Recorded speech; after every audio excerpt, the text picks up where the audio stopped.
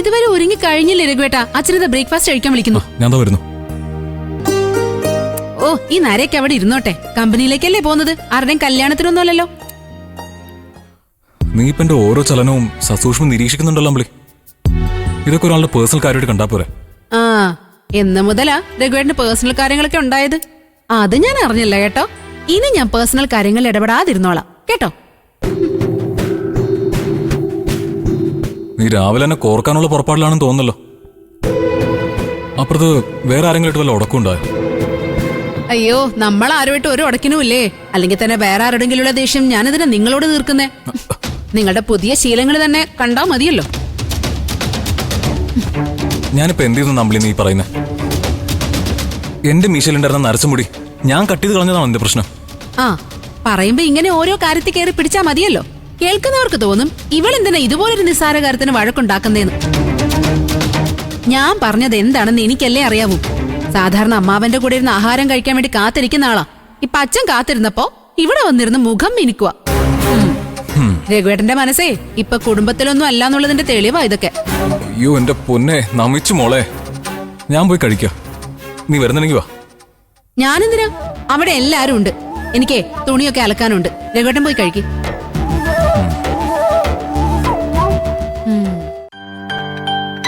ആ, വാ രഘുവേട്ടാ, വന്നിരിക്കും.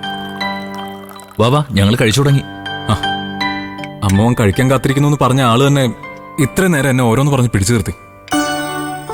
വഴക്കായിരുന്നല്ലേ? ഇവിടെ അതിന്റെ ഒരു പ്രകമ്പനം ഉണ്ടായിരുന്നു. അമ്പിളി ചേച്ചി ഒന്നും കൃത്യമായിട്ട് ചെയ്തില്ലെങ്കിലും രഘുവേട്ടൻ എല്ലാം കൃത്യമായിട്ട് ചെയ്യണമെന്ന് അമ്പിളി ചേച്ചിക്ക് നിർബന്ധം. അതെ, എനിക്ക് മതി. കോളേജിലേക്കുള്ള ബസ് പോയി നിന്നാ. കഴിച്ചു കഴിഞ്ഞ മോള് എഴുന്നേറ്റോ. പ്ലേറ്റ് അവിടെ വെച്ച മഞ്ചാടി, ഞാൻ എടുത്തോളാം. വേണ്ട ചേച്ചി, ഞാൻ എടുത്തോളാം.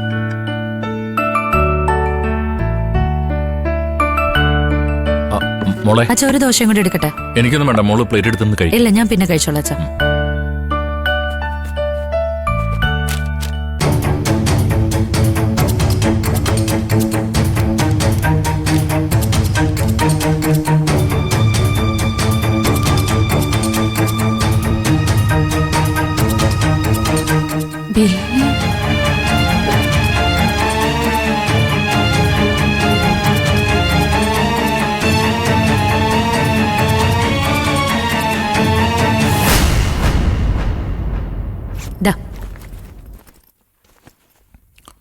മഞ്ചടി, ഞാൻ വേണമെങ്കിൽ കമ്പനി പോകുന്ന വഴി നിന്നെ കോളേജിൽ വിട്ട് തരാം. കുറച്ച് അതൊന്നും വേണ്ട. മഞ്ചാടി ബസ്സിൽ പൊയ്ക്കോളും. മതി. നിങ്ങൾ ഈ ബില്ല് ആർക്ക് മരുന്ന് വാങ്ങിക്കൊടുത്തതിന്റെ ആണെന്ന് പറഞ്ഞിട്ട് പോയാ മതി.